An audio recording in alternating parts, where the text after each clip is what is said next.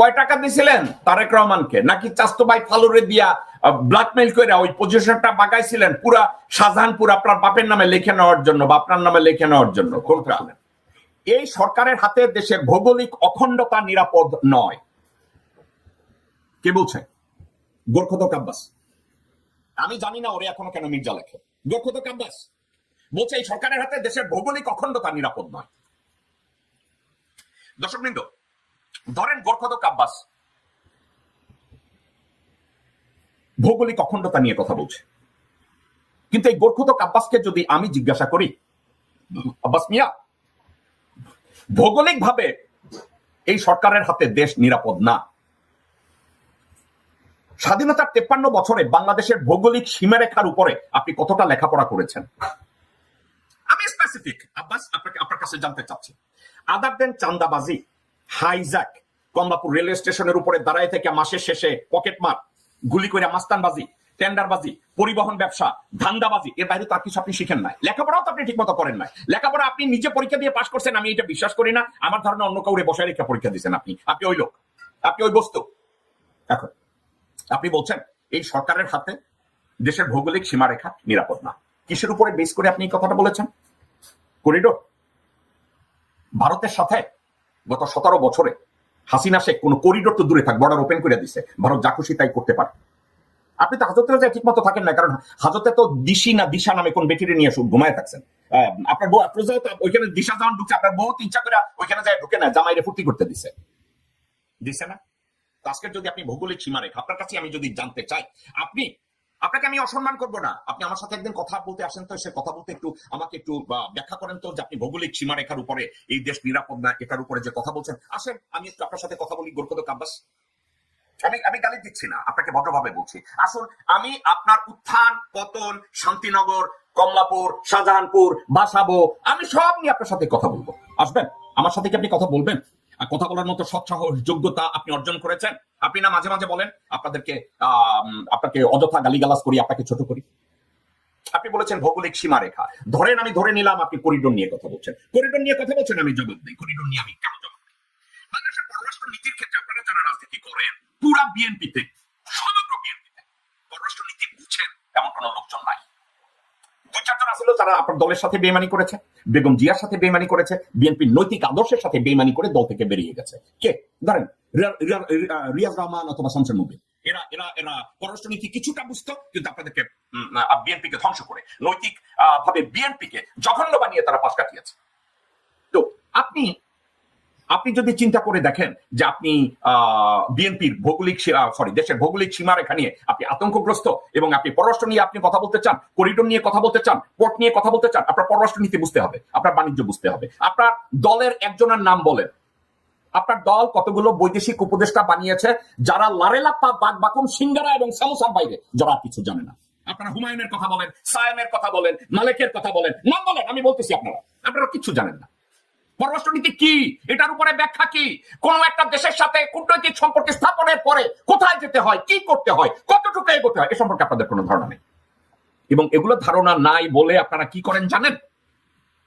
BNP বা আওয়ামী লীগের মতো দল ক্ষমতায় আসলে তখন ওই আমলা আছে না কতগুলো, যারা সারা জীবন রয়ের বেতন খাইছে, তাদেরকে আপনারা পররাষ্ট্রমন্ত্রী বানান। আপনারা দেখেন না, আপনাদের দলে অথবা আওয়ামী লীগ যদি সরকার গঠন করে, কি করে জানেন? ওই সরকারের সেক্রেটারি থাকাকালীন ভারতের পয়সায় যারা সন্তানদের বিদেশে লেখাপড়া করাইছে, তাদেরকে আপনারা পররাষ্ট্রমন্ত্রী বানান। কারণ পররাষ্ট্র মন্ত্রণালয় চালানোর জন্য যে দক্ষতা দরকার, যে যোগ্যতা দরকার, ওটা তো আপনাদের নাই। আপনার কথা চিন্তা করেন, আপনাকে পূর্তমন্ত্রী বানাইছে, আপনার কি যোগ্যতা আছে পূর্তমন্ত্রী হওয়ার? কি যোগ্যতা আছে আপনার পূর্তমন্ত্রী হওয়ার? আপনি ইঞ্জিনিয়ারিং, আপনি ইঞ্জিনিয়ার না, আপনি স্ট্যাটিস্টিক্স নিয়ে লেখাপড়া করেন নাই, আপনি ম্যানেজমেন্টের উপরে লেখাপড়া করেন নাই। আপনি যদি ইঞ্জিনিয়ারিং এর উপরে লেখাপড়া না করেন, আপনি যদি স্ট্যাটিস্টিক্স নিয়ে লেখাপড়া না করেন, আপনি যদি ম্যানেজমেন্ট নিয়ে লেখাপড়া না করেন, আপনি যদি ল এর উপরে কোনো অভিজ্ঞতা না থাকে, তাহলে আপনার মতো গাবরকে কেন পূর্তমন্ত্রী বানাইছে? কেন বানাইছেন?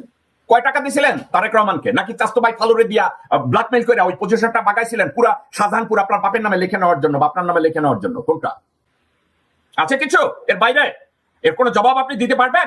আমার তো মনে হয় আপনি হাওয়া ভবন অথবা তারেক রহমান অথবা খালেদা জিয়া তাদেরকে ব্ল্যাকমেইল করছেন ফালুরে দিয়ে, নুরুরে দিয়ে। আপনারা তো এটা খুব ভালো পারেন করে তারপরে বলছেন আমার পূর্তমন্ত্রী বানাইতে হইব। যেই মুহূর্তে পূর্তমন্ত্রী বানাইছে, রাজুকের চেয়ারম্যান নিয়ে আকাম কুকাম করছেন, করেন নাই? 2007 সালে আপনাকে অ্যারেস্ট করে নাই? গোরখদক আব্বাস আপনাকে অ্যারেস্ট করছে তো? কতটুকু অনিয়ম করছেন? বিনা পয়সায় লোকজনরে কোটি টাকা সম্পদ 2000-এ দিয়ে দিচ্ছেন, 3000-এ, 4000-এ, 5000-এ ভাবে দিয়ে দিচ্ছেন, দেন নাই? এখন একটা জিনিস, বাংলাদেশের সবচেয়ে বড় দন্যতা, বাংলাদেশের জুডিশিয়ারি একদম নাই।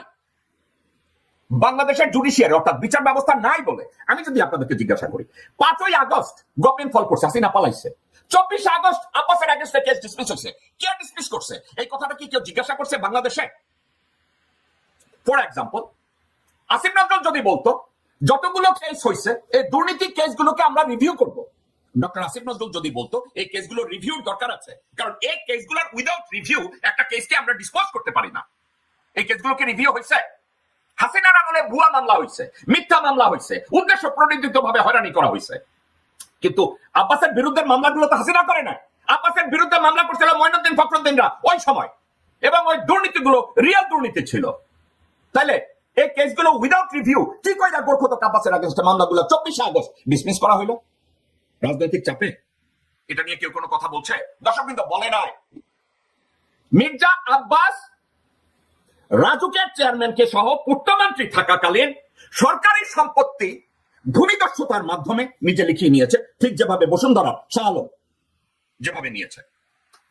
তো মির্জা আব্বাস বাংলাদেশের রাজনীতি কি করে? সে আবার ভৌগোলিক সীমানার কথা বলে, নিরাপত্তার কথা বলে। যেই বেটা ঢাকার জমি জমা নিজের নামে লিখে নেয়, ঢাকার সরকারি সম্পত্তি বাপ দাদার সম্পত্তি হিসাবে বলে, এই কুত্তা বাচ্চা আবার বলে যে ভৌগোলিক অখণ্ডতা এই সরকারের কাছে নির্ভর করা যায় না।